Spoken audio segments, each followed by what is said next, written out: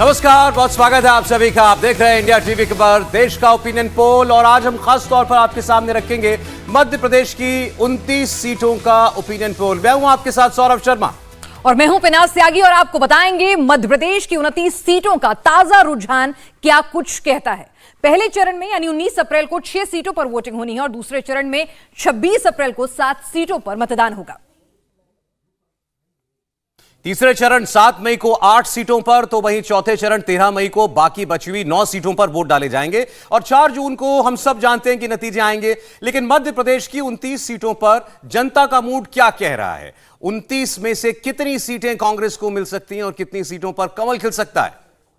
तो ये तमाम बात होगी। हमारे साथ खास मेहमान होंगे और हमारा ओपिनियन पोल क्या कुछ कहता है ये हमारे पोलस्टर बताएंगे। लेकिन सबसे पहले मध्य प्रदेश की सौरभ सबसे हॉट सीटों की बात करते हैं, जिनमें कोई प्राइस नहीं है गेसिंग का कि सबसे हॉट सीट कौन सी है। अरे उससे पहले पिनाज, क्यों ना हम सभी 29 सीटों का सर्वे दर्शकों के सामने रख दें पहले, और एक बार आपको अंदाजा लग जाए कि एमपी का मूड है क्या। और मैं आपको बता दूं, ये आज जो आप अभी सीटें ना खोलें, ये जो सर्वे इस वक्त आप देखने जा रहे हैं, ये क्यों इंपॉर्टेंट है? हमने इससे पहले एक सर्वे आपके सामने रखा था 5 मार्च को वो सर्वे टेलीकास्ट हुआ था और मध्य प्रदेश की बात कीजिए तो उस सर्वे में मध्य प्रदेश में सारी सीटें भारतीय जनता पार्टी को जाती हुई दिखाई दे रही थी, 29 की 29 सीटें।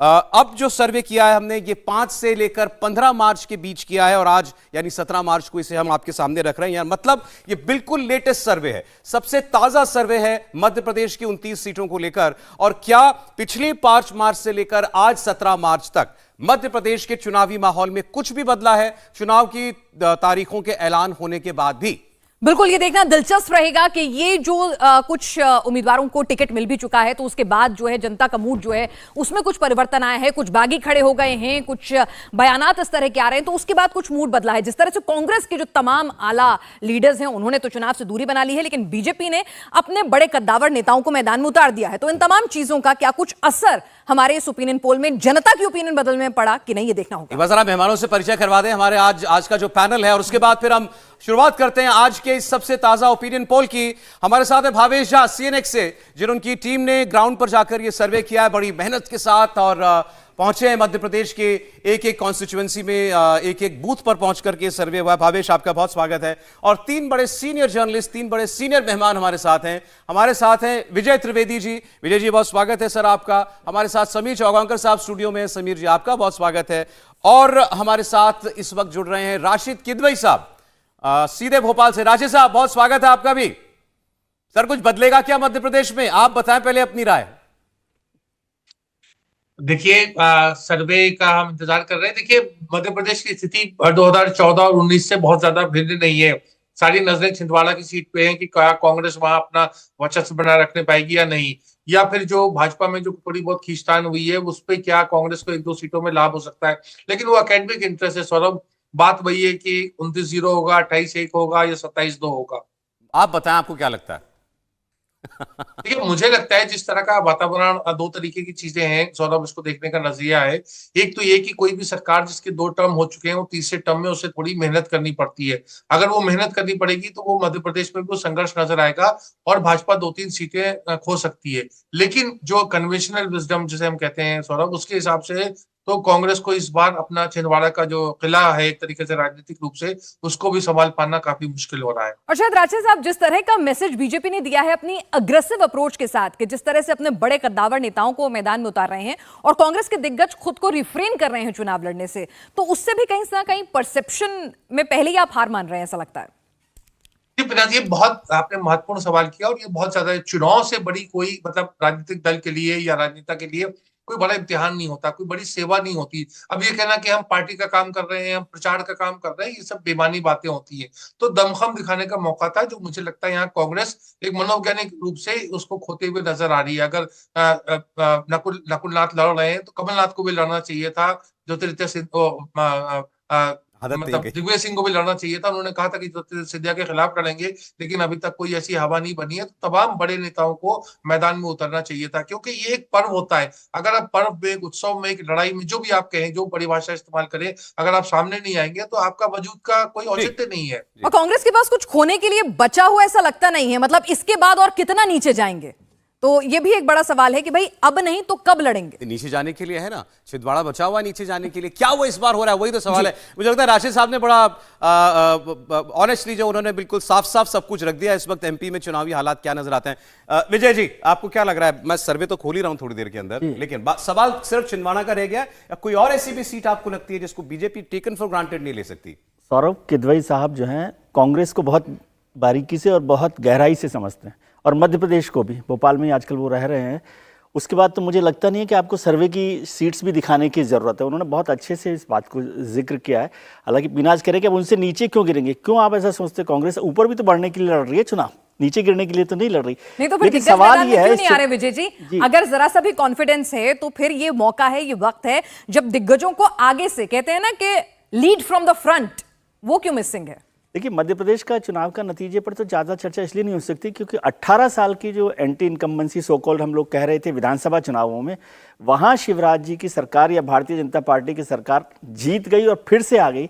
तो अभी तो एंटी इनकम्बेंसी का मसला ही वहाँ पर नहीं दिखाई देता। तीसरी बार की एंटी इनकम्बेंसी मोदी सरकार के लिए मोटे तौर पे तो कहीं नहीं दिखाई दे रही है। मध्य प्रदेश में कहाँ दिखेंगे? और आपकी बात ठीक है कि नकुलनाथ छिंदवाड़ा में जीत सकते हैं, बचा सकते हैं अपना गढ़, वो सबसे महत्वपूर्ण सवाल होगा। आगे की बात तो बाद में करेंगे। वैसे मुझे पता नहीं था कि नकुलनाथ जी अब तय हो गया, शायद कांग्रेस से ही लड़ रहे हैं। जी, उनकी पत्नी कैंपेन भी कर रही है, उनका वीडियो वायरल हो रहा था। उन्होंने गुगली मारती, उन्होंने कहा कि अब तय हो गया कि नकुलनाथ बीजेपी से ही चुनाव लड़ रहे हैं। अगर बीजेपी से ही चुनाव लड़ रहे हैं, क्विकली समीर जी, क्या लग रहा है आपको? कुछ बदला होगा पिछले सर्वे से?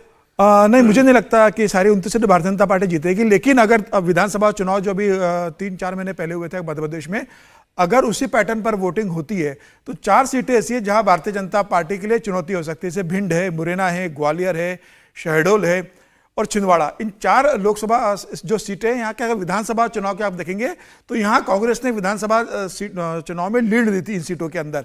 अगर वहां की जनता जैसे विधानसभा में वोटिंग की थी, अगर उसी पैटर्न के अंदर अगर लोकसभा में करती है तो निश्चित रूप से भारतीय जनता पार्टी के लिए इन सीटों पे चुनौती हो सकती है। और जहां तक मंडला की बात है तो मंडला से जिनको टिकट दिया गया है, फग्गन सिंह कुलस्ते जो केंद्रीय मंत्री है, वो निवास से विधानसभा चुनाव हार गए थे खुद, लेकिन पार्टी ने वहां से फिर टिकट दिया। आदिवासी के बड़े नेता है, लेकिन वोट जो होगा वो मोदी के नाम पे पड़ने वाला है। इसलिए मुझे लगता है कि 4 सीटें जो विधानसभा में टक्कर वाली सीटें, आपने तो 4 बताई है, मेरे पास 6 हैं। ऐसी सीटें हैं, लोगों को नहीं लगता होगा एमपी में हर सीट जो है वो बिल्कुल वॉकओवर है बीजेपी के लिए, ऐसा नहीं है। कई सीटों पर बहुत टक्कर है। कांग्रेस पार्टी फाइट दे रही है। ऐसी 6 सीटें उनके आगे चर्चा करेंगे। लेकिन पिनाज, मेरे ख्याल से अब दर्शकों को और सस्पेंस में नहीं रखना चाहिए। और ये 29 सीटें जो हैं, हमारा ये दूसरा सर्वे इंडिया टीवी सीएनएक्स क्या कह रहा है आपके सामने आ चुका है। अब ऊपर स्कोर बढ़ता जा रहा है बीजेपी का, कांग्रेस का नंबर नहीं घूम रहा और नहीं घूम पाया। छिंदवाड़ा भी देखिए, छिंदवाड़ा भी बिल्कुल जो सस्पेंस था वो खत्म हो रहा है कि छिंदवाड़ा की सीट जो कह रहे थे कि नकुलनाथ अगर आते भी हैं तो फाइट देंगे, लेकिन विजय जी ने जो बयान दिया है लग रहा है कि कुछ कुछ उसी ओर जाता हुआ नजर आ रहा है। और गुना की सीट अगर हम देखें तो वहां पर भी दिलचस्प है। तो मतलब 29-0 है तो कुछ लगातार दूसरे ओपिनियन पोल में, लगातार इंडिया टीवी के दूसरे ओपिनियन पोल में, मार्च महीने के अंदर दूसरे ओपिनियन पोल में बीजेपी अपनी कांस्टेंट लीड को बरकरार रखे हुए है। 29 की 29 सीटों पर बढ़त बीजेपी की बनी हुई है। कहीं से कोई टक्कर कांग्रेस पार्टी कोई अपसेट नहीं कर पा रही, किसी सीट पर लीड नहीं ले पा रही है। ऐसी सीटें जरूर हैं जहां पर कांग्रेस पार्टी फाइट में है, लेकिन अभी भी उन सीटों पर हमें एज दिखाई देता है भारतीय जनता पार्टी के लिए। तो सभी सीटें मध्य प्रदेश की 29 सीटें वो भारतीय जनता पार्टी फिलहाल जीतने की परिस्थिति में हमको दिखाई दे रही है। बाकी आपको भावेश बताएंगे। सबकी जो मुझे लगता है दिलचस्पी है वो छिंदवाड़ा में ज्यादा है। भावेश, देखिए, छिंदवाड़ा में वैसे सबकी दिलचस्पी होनी भी चाहिए, खुद कमलनाथ की भी होनी चाहिए कि क्या वो फिर से उनकी जो सीट बची पाएगी कि नहीं। देखिए, क्लोज फाइट है वहाँ, कोई बड़ी बहुत उसमें कुछ गेस करने की बात नहीं। क्लोज फाइट वहाँ भी है, मुरैना में भी है। आपको याद होगा मुरैना से नरेंद्र सिंह तोमर चुनाव लड़ते थे, और इस बार मुरैना में जो विधानसभा चुनाव हुआ था, मुरैना पूरे लोकसभा चुनाव में, तो बीजेपी वहाँ बहुत खराब स्थिति, नरेंद्र सिंह तोमर किसी तरह जरूर जीत गए थे, लेकिन बहुत खराब स्थिति। तो मुरैना एक सीट हो गया, मंडला भी सीट है जिसमें फग्गन सिंह कुलस्ते खुद असेंबली चुनाव हार गए थे। रतलाम है, खरगोन है, ये सब आपने जो क्लोज फाइट्स की लिस्ट दी है उसमें मुरैना, भिंड, मंडला, छिंदवाड़ा, रतलाम, खरगोन, बिल्कुल ये सारी सीटें क्लोज है जिसपे कुछ भी हो सकता है। और ये सारे कैंडिडेट स्पेसिफिक। छिंदवाड़ा कितना क्लोज है? लगभग 5% के आसपास का लीड है। 5% का मतलब आप मान के चलो कि 35-40 हजार का लीड मान के आप चल सकते हो वहां पे। लेकिन देखने की बात यह है कि ये सारे जो आपको क्लोज फाइट दिख रहे हैं वो कैंडिडेट स्पेसिफिक है। आगे आने वाले जैसे कैंपेन बढ़ेगा, जिस तरह का अभी बहुत सारी सीटों पे कांग्रेस के कैंडिडेट आने हैं, क्योंकि मुरैना की बिल्कुल, सीट खास तो तौर वो पे हम सारी जातिगत चीजें देखना समीकरण पड़ेगा बहुत कि वो महत्वपूर्ण है। कांग्रेस किस तरह का कैंडिडेट देती है। अब देखिए कुछ ना कुछ जहां पे बीजेपी के कैंडिडेट वीक होगा वहां पे कांग्रेस का कैंडिडेट बहुत इंपॉर्टेंट रोल प्ले करेगी। तो ये सारी सीटें जहां पे मैं बता रहा हूँ, देखिए ये चुनाव की लेकिन घोषणा के छिंदवाड़ा में बाद हुआ कांग्रेस ने ओपिनियन अच्छा पोल है। छिंदवाड़ा में कांग्रेस ने अच्छा प्रदर्शन छिंदवाड़ा किया में था अब तो विधानसभा छिंदवाड़ा में तो दोनों तरफ के प्रत्याशी हमारे सामने है ना। नकुलनाथ चुनाव लड़ रहे हैं और दूसरा और बीजेपी बंटी से साहू, बंटी साहू चुनाव लड़ रहे हैं। तो ये देखिए कंसिडरिंग दोनों को आपने किया देखिए है। छिंदवाड़ा की बात ये, जैसे आपने कहा पूरे मध्य प्रदेश में जिस तरह का बीजेपी ने जो इलेक्टोरल सक्सेस गेन किया असेंबली चुनाव में, छिंदवाड़ा एक किला था जो कांग्रेस बचा पाई थी। लेकिन उसके पीछे ये देखिए एक ये था कि कमलनाथ सीएम बन सकते हैं, तो उसका एक लोगों में एक उम्मीद था कि सीएम बनेंगे तो हमारे यहाँ के, और बहुत सालों से वहाँ पे है कुछ बदलाव होना चाहिए। तो एक कहते हैं ना बदलाव तो वहाँ पे भी लोगों का है। और आप खुद ही देखिए जो कुछ पॉलिटिकल डेवलपमेंट हुए बीच में, जैसे खुद कमलनाथ और उनके तो क्या वोटर बेटा के खुद मन में, जब बीजेपी, आप गए वोटर के पास, तो क्या उसके मन में एक डाउट था ये कमलनाथ को और नकुलनाथ को लेकर कि भाई ये कांग्रेस के साथ कितने हैं, कितने देखिए, सिंसियर हैं? कुछ ऐसा लगा आपको, भापा आपने?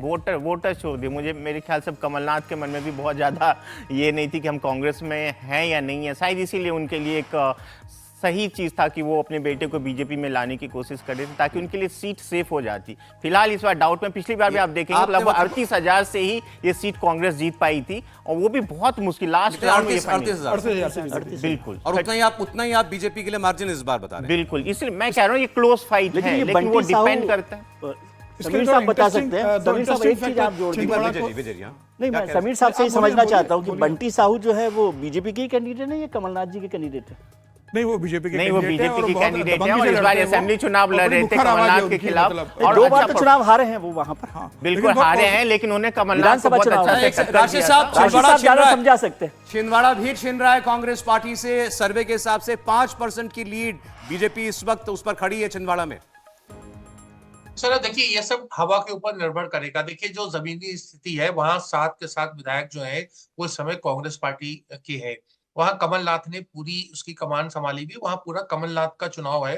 कमलनाथ ने अपना एक प्रतिष्ठा का मुद्दा बनाया हुआ है। वो ना भोपाल जा रहे हैं, ना दिल्ली जा रहे हैं, ना कहीं जा रहे हैं। जब तक चुनाव नहीं खत्म हो रहे हैं वो वहीं के ऊपर है, और वो माइक्रो मैनेजमेंट में बहुत ज्यादा माहिर है। मैं एक छोटा सा आपको किस्सा बनाता हूँ। जो प्रहलाद पटेल से उनका विरोध में उनका चुनाव हो रहा था 2004 में, जब उमा भारती मुख्यमंत्री थी, तो वहां पर प्रहलाद पटेल जी ने एक बहुत बड़ी एक वहां पर जीप और मोटरसाइकिल की रैली निकाली। तो शाम को मैं कमलनाथ से मिला तो कमलनाथ ने मुझसे कहा कि भाई ये जाके आप प्रहलाद पटेल से कह दीजिए कि वो अपना पैसे और अपना जो साधन है उसको खराब ना करे। तो मैंने पूछा क्यों? कह लगे उनसे जाके बोल दो कि जो anybody who owns jeep in Chhindwara is personally known to me. जो भी आदमी जिसके पास जीप है वो मुझे व्यक्तिगत रूप से जानता है। तो इस तरह की उनकी पकड़ है और कॉन्फिडेंस है। तो अगर चुनाव देखिए, अगर मोदी लहर होगी तो बिल्कुल या राम मंदिर की लहर होगी, या जो भी हम बात करें जहां पर पूरा, जैसे हम बात कर रहे हैं कि 370 और 400 पार वगैरह की, तो मुझे लगता है कि छिंदवाड़ा, देखिए 1977 में भी कांग्रेस छिंदवाड़ा नहीं हारी थी। उस समय कमलनाथ वहां के प्रत्याशी नहीं थे, लेकिन कांग्रेस ने उस समय भी 77 की लहर में भी जब पूरा पूर्व में जो था कांग्रेस का सफाया हो गया था उत्तर भारत में, लेकिन छिंदवाड़ा की सीट जो थी वो सर, मैं कांग्रेस जोड़ के पास दूंगा। रही थी। तो ये तमाम चीजें ऐसी है। छिंदवाड़ा का रोचक तथ्य ये है कि नकुलनाथ ने अभी भी अपना जो उनका ट्विटर बायो है उसमें वो उन्होंने कांग्रेस शब्द का नहीं इस्तेमाल कर रहे हैं, तो उसको लेकर के बड़ी इस तरह की लोग कमेंट कर रहे हैं। लेकिन भाजपा ने तो जो भी कमलनाथ का खेमा था उसको दही लिया, तो इसलिए अभी वो सारे लोग कांग्रेस में जमे। एक और चीज सौरभ जो मैं कहना चाहूंगा जो बहुत महत्वपूर्ण है कमलनाथ के संदर्भ में और मध्य प्रदेश के पूरे ओपिनियन पोल पे, कि यहाँ पर रोज आने जाने का सिलसिला चला है। मतलब जाने जाने का करीब 1000 के करीब ऐसे जिले के नेता हैं जो हम छोटे मोटे नेता कहते हैं, लेकिन वो बड़े महत्वपूर्ण नेता होते हैं। वो एक फुट सोल्जर होते हैं, प्यादे होते हैं, वो कांग्रेस से भाजपा में गए हैं तमाम पूरे मध्य प्रदेश में। तो ये एक बहुत बड़ी कांग्रेस के लिए खतरे की घंटी है। इस ओपिनियन पोल को मैं केवल और केवल इस आधार पर मान्यता दे रहा हूं कि जिस व्यापक स्तर के ऊपर, जमीनी स्तर के ऊपर जो फुट सोल्जर्स हैं कांग्रेस के, वो छोड़ के जा रहे हैं, ये दर्शाता है कि हो सकता है कांग्रेस 29 की 29 सीटें गंवा दे। अदरवाइज राजनीतिक रूप से कोई ऐसा कारण नहीं है। ये इसमें मैं जोड़ता हूँ। रशीद सर बिल्कुल सही बोल रहे हैं। आप देखिए छिंदवाड़ा से 8 पार्षद जो कॉर्पोरेटर थे अभी 7 दिन पहले उन्होंने भारतीय जनता पार्टी ज्वाइन किया कैलाश विजयवर्गीय के सामने जाके पूर्व जिलाध्यक्ष 3 है वहां के जो ज्वाइन कर चुके हैं। तो छिंदवाड़ा के अंदर एक बड़ा वर्ग है जो कांग्रेस छोड़कर अभी भारतीय जनता पार्टी में आया है। मुझे लग रहा है इसका भी एक बड़ा असर जमीन स्तर पर होने वाला है कि जो जमीन पर कमलनाथ के काम करते थे वो भारतीय जनता पार्टी में चले गए। और दो बड़े और इंटरेस्टिंग बात है छिंदवाड़ा को लेकर कि मध्य प्रदेश की सबसे छोटी लोकसभा है ये छिंदवाड़ा, और सबसे ज्यादा वोटिंग 3 चुनाव से अगर आप देखोगे तो छिंदवाड़ा में होती है। 83% वोटिंग छिंदवाड़ा के अंदर होती है, सबसे ज्यादा वोटिंग होती है, और सबसे छोटी लोकसभा है छिंदवाड़ा। लेकिन जिस हिसाब से छिंदवाड़ा के अंदर लगातार भारतीय जनता पार्टी संगठन के रूप में वहां पे काम करते रहे, संघ लगातार वहां काम करता रहा पिछले 5 साल से कि सीट को हमें जीतना है। मुझे लग रहा है कमलनाथ और नकुलनाथ जिस तरीके से घर की सीट मान के चलते थे कि हम लोगों से मिले नहीं मिले, काम करे नहीं करे, यहाँ की जनता तो हमारी गुलाम है, हमें ही जिताएगी, जैसे अमेठी के संग राहुल गांधी ट्वीट करते रहे वैसे ही नकुलनाथ ने छिंदवाड़ा के साथ ये कंपैरिजन मेरे ख्याल से ठीक नहीं है सर। मतलब लेकिन में राहुल गांधी आपको याद हो विधानसभा चुनाव के नतीजों के जनता से संपर्क में नहीं रहे। एक चीज, लेकिन विधानसभा चुनाव नतीजों के बाद शिवराज जी जो है सबसे पहले छिंदवाड़ा गए थे और उन्होंने कहा था मेरा लक्ष्य छिंदवाड़ा जीतना। मैं केवल मैं समीर पर जी फिर ने जो चुनाव बात की, लड़ने मेरा- में दिलचस्पी नहीं दिखाई थी उन्होंने, उससे बीच में मेरे- अटकलें मैं ऐसे भी आ उसके रही लिए थी। समझना चाह रहा हूं। आपने कहा जैसे अमेठी को राहुल गांधी ने ग्रांटेड ले लिया, लोगों के बीच में न जाना, गांधी परिवार ने आप किया। कमलनाथ के लिए कह सकते हैं क्या ऐसा छिंदवाड़ा को लेकर? बिल्कुल, यही उन्होंने हुआ। ये कॉन्स्टिट्यूंसी नर्चर की है इतने वर्षों तक, दशकों तक। और जो विकास वहां पे हुआ है वो दिखता है जमीन पर। छिंदवाड़ा अगर आप जाएंगे तो जमीन पर जो विकास है वो चुनाव हार जाए visible ये अलग बात है, लेकिन उनके लिए ये कहना कि वो जनता के टच में नहीं है, नहीं, जाते हैं कमलनाथ लोगों के कमलनाथ बीच में। जमीन लोगों से टच में रहे, कमलनाथ ने राजनीति की। नकुलनाथ का जो व्यवहार है, जो कार्यकर्ताओं के साथ इंटरेक्शन है वो बहुत ज्यादा कम है। नकुलनाथ नेता कम है, बिजनेसमैन ज्यादा है। कमलनाथ बिजनेसमैन कम थे और नेता ज्यादा थे, ये दोनों में बेसिक फर्क है। 10 बजे के पहले नकुलनाथ छिंदवाड़ा में किसी से मिलते नहीं है। अगर न किसी को मिलना है, जिलाध्यक्ष की भी बात करना है तो पहले नकुलनाथ की पीए से बात करेगा, नकुलनाथ डिसाइड करेंगे मुझे मिलना है कि नहीं मिलना। बंटी साहू 24 घंटे उपलब्ध रहता है, रात की 1 बजे भी अगर कार्यकर्ता फोन करता है तो वो फोन उठा लेते हैं। क्या कांग्रेस में किसी कार्यकर्ता की हिम्मत है कि 10 के बाद नकुलनाथ को फोन कर लिया, घर जाके घंटी बजा के नकुलनाथ से मिल ले? ये जो व्यवस्था रही है, उनको लगता था कि भाई हमने इतना पैसा खर्च किया, हमारे पास पैसा है, हम चुनाव में पैसा खर्च करते हैं, इसलिए यहाँ की जनता हमें विजय जी, वोट देगी। कांग्रेस को मुझे पार्ट लग रहा है टाइम जो लीडर ही गुना में क्या ज्योतिराज नुकसान सिंधिया मान पहुंचा के रहे हैं? चलते थे कि हम राजा है महाराजा है, गुना की जनता हमको जिताएगी, तो 2019 में जो ज्योतिराज सिंधिया को गुना की जनता ने सबक सिखा दिया था, वही अब छिंदवाड़ा की जनता नकुलनाथ को सबक सिखाएगी। अब जनता जानती कि भाई आप नेता हो तो हमसे मिलते रहो, हमारे एक फोन कॉल पे उपलब्ध रहो, हमारा इंटरेक्शन होता ठीक है, है। मैं वही बात लेके जा रही हूँ कि बीजेपी आपके जो बड़े नेता हैं वो मैदान में नहीं उतरते हैं, जो नेता हैं उनके साथ एटीट्यूड का आपको इश्यू रहता है, आप अपने फुट सोल्जर्स में एनर्जी और मोटिवेशन नहीं भर पाते हैं क्योंकि जब आपके बड़े ही पीछे चले जाते हैं। तो ये पार्ट टाइम लीडर्स, चाहे वो राहुल गांधी हो चाहे फिर वो नकुलनाथ हो, देखिए बीजेपी को शुरू से आप समझेंगे तो बीजेपी हमेशा ही फुल टाइम जो है ना पार्टी की तरह से, पॉलिटिक्स की तरह से रहती है और वहां पर लीडर रहते हैं। लेकिन जब से अमित शाह नरेंद्र मोदी की भारतीय जनता पार्टी आई है, वो 24 आवर्स पूरी तरह से, उसको 24 आवर्स में कोई गुंजाइश नहीं है कि वो जनता के साथ नहीं जुड़े और किसी की हिम्मत नहीं है कि वो कनेक्ट नहीं रखे। अच्छा, एक लेकिन हमारे बड़े साथ नेताओं सीनियर के साथ आप इस मेहमान, तरह की उम्मीद नहीं करनी चाहिए। एक बड़े कांग्रेस के सीनियर नेता मेहमान बड़े। जुड़ रहे हैं हमारे साथ मध्य प्रदेश से ही। हमारे साथ मौजूद हैं प्रहलाद पटेल जी। प्रहलाद जी, बहुत स्वागत है आपका इंडिया टीवी पर। और हम अब एक के बाद एक कड़ी में दूसरा ओपिनियन पोल लेकर के आए हैं, और ये दोनों ओपिनियन पोल ये बता रहे हैं, पिछला भी और ये चुनावों की घोषणा के बाद जो ताजा ओपिनियन पोल, कि आप मध्य प्रदेश की 29 लोकसभा सीटें जीत रहे हैं समेत छिंदवाड़ा। हम लोग छिंदवाड़ा पर अभी ज्यादा बात कर रहे थे, आप भी बता सकते हैं कि कांग्रेस का ये आखिरी किला कैसे ढा रहे हैं आप लोग? मुझे लगता है कि 3 बातें मैं हमेशा से कहता हूं कि मध्य प्रदेश संगठन का राज्य है। दूसरी बात है कि यहाँ पर पन्ना प्रमुख तक हमारा काम है। पिछले 10 वर्षों में जो काम भारत सरकार ने किया, ये यहाँ पर राज्य में भारतीय जनता पार्टी ने जो काम किया है, नीतियों के आधार पर जो गरीब कल्याण की योजनाएं हैं, वो जो इस प्रकार से पारदर्शी ढंग से लोगों तक पहुंची है, ये हमारी दूसरी सफलता है। और तीसरी बात जो सबसे बड़ी है, वो है देश के प्रधानमंत्री का यश। वो देश में नहीं, देश के बाहर दुनिया में भी है। तो जो बातें उनने कही हैं, वो 3 बातें ही मैं कहता हूं जो इसका असर सीधे जनता के बीच में है। योजनाएं तो हम 77 में 90 में वो भी देखते थे, लेकिन इस योजना में बिचौलिया खत्म करने का श्रेय किसी को जाएगा तो वो देश के प्रधानमंत्री को जाएगा। दूसरी बात है कि एक प्रकार से अधिकारी, नेता या चौथा स्तंभ, हर आम आदमी उनके पास अपनी समस्या लेकर जाता था, बिना मांगे जरूरतमंद को मिल जाए। ये दूसरा काम जो किया है, ये गरीब कल्याण के कारण ये बड़ी पैठ है, इसलिए मोदी का परिवार बड़ा व्यापक हुआ है। तीसरी बात है कि जब हम लक्षित तौर पर काम करते हैं, तो मैं सद्य अटल बिहारी वाजपेयी जी की मंत्रिपरिषद में भी रहा हूं, तब योजनाओं को 10 साल के भीतर सीमित करने की कोशिश की थी। लेकिन ये मोदी जी का एरा है जिसमें समय तय होता है तो काम या तो समय पर होता है या समय के पहले होता है। अगर लेट होता है तो उसकी जवाबदेही तय होती है।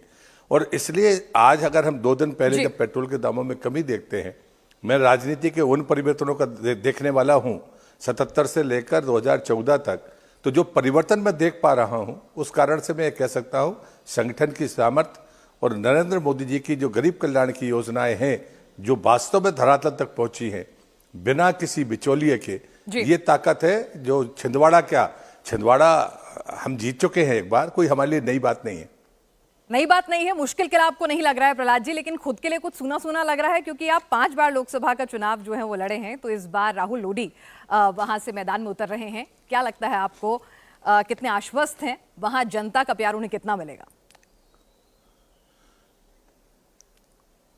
राहुल लोधी मुझसे ज्यादा वोटों से जीतेंगे, ये मैं लिख के दे सकता हूं।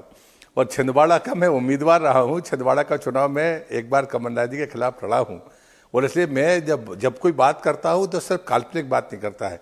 भारतीय जनता पार्टी ने तय किया कि हम लक्षित रूप से 29 सीटें जीतने वाले हैं और आपका ओपिनियन पोल सच साबित होगा, ये मैं भरोसे के साथ कह सकता हूं। लेकिन क्लोज फाइट दिखा रहा है हमारा ओपिनियन पोल इस बार। ऐसा नहीं है कि छिंदवाड़ा एकदम आपकी झोली में गिरता हुआ नजर आ रहा है, लेकिन क्लोज फाइट है। तो आपको लगता है कि वहां पर काडर 7 विधायक जो हैं अभी भी कमलनाथ के पास हैं, या सिर्फ मोदी जी का नाम काफी है? नहीं, मुझे लगता है कि देखिए जीत का अंतर पहले भी उनका बहुत नहीं रहा है। मैं जब उनके खिलाफ लड़ा था तब भी मैं 54,000 से ही हारा था, वो सबसे कम लीड थी। ऐसा नहीं है कि कोई बहुत बड़ी लीड से वो जीतते रहे। ये बातें भी, अगर ये बात हम पर लागू होती है तो ये उन पर भी लागू होती है। और इसलिए लीड का इतना फासला नहीं है कि जिसे हम पार नहीं कर सकते। मैंने जो बातें आपसे कही है, हम इस अंतर को पाटेंगे और अच्छी जीत हासिल करेंगे। जीतने के लिए अब कोई पैमाना नहीं है कि 5 लाख से जीतना होता है, हम 1 लाख से भी जीत सकते हैं। जी मंत्री मध्य प्रदेश सरकार लिखा है। मैं जब विधानसभा चुनाव थे तो मुझे लग रहा था कि मुख्यमंत्री मध्य प्रदेश सरकार लिखा जाएगा। कुछ खास वजह रही? विजय त्रिवेदी जी सीनियर जर्नलिस्ट, उनका सवाल था ये। नहीं, मुझे लगता है कि ये हाँ, मैं उनको आवाज भी पहचानता हूं और देख भी पा रहा हूं। मुझे लगता है कि ये आपका परसेप्शन होगा।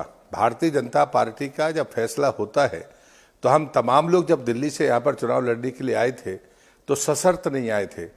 हमें कोई आश्वासन या घोषणा हमारी नहीं थी। सामूहिक नेतृत्व की विजय है मध्य प्रदेश में और जिसने ऐतिहासिक विजय देखी है।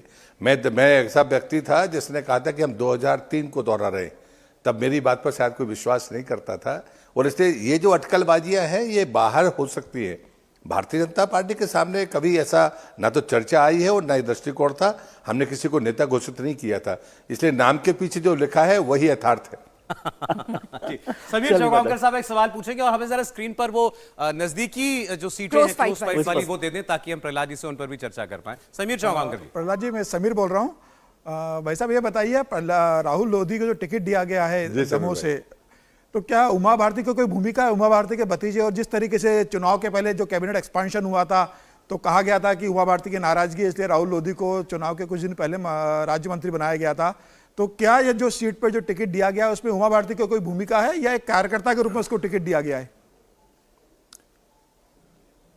नहीं, थोड़ा आपको करेक्ट करना पड़ेगा। ये राहुल लोधी उमा भारती के भतीजे नहीं हैं। ये वेयर हाउसिंग कॉर्पोरेशन के चेयरमैन रहे हैं। हाँ।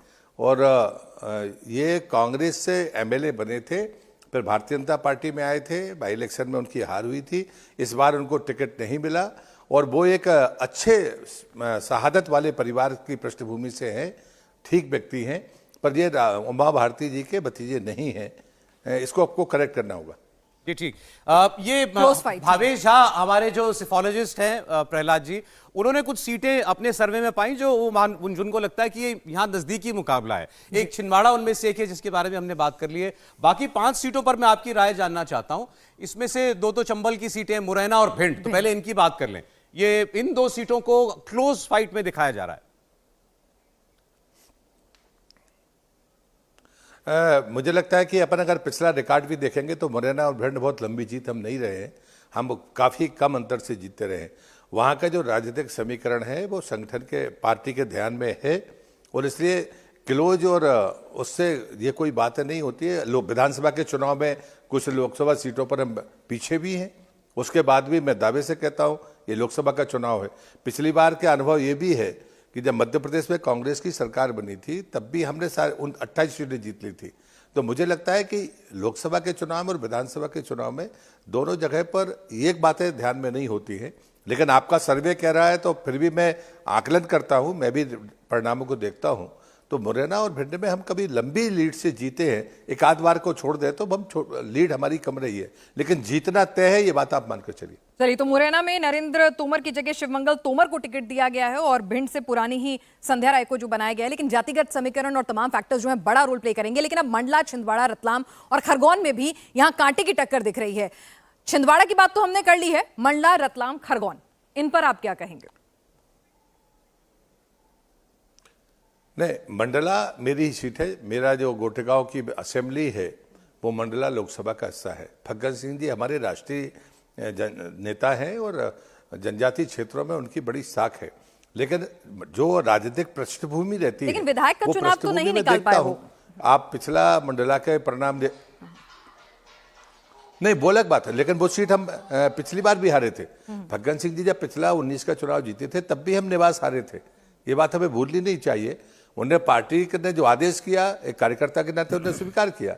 हम पिछली बार भी मंडला, केवलारी, गोटेगांव ऐसी ही सीटें जीते थे। उसके पहले हम लखनादौन भी एक बार जीत गए थे, लेकिन ये 3 सीटें हैं जिसकी लोकसभा का चुनाव में अगर हम परिणाम देखेंगे तो ये कोई आश्चर्यजनक बात नहीं है जो सर्वे में आपके आया है। लेकिन उसके बाद भी मैं दावे से कहता हूँ ये मैं अपनी भी सीट मानता हूँ, क्योंकि मेरे जन्मस्थान की सीट उसमें है और इसलिए मंडला की सीट हम हर हाल में जीतेंगे, ये मैं कह सकता हूं व्यक्तिगत तौर पर। रतलाम और खरगोन भी नजदीकी मामला दिख रहा है प्रहलाद जी।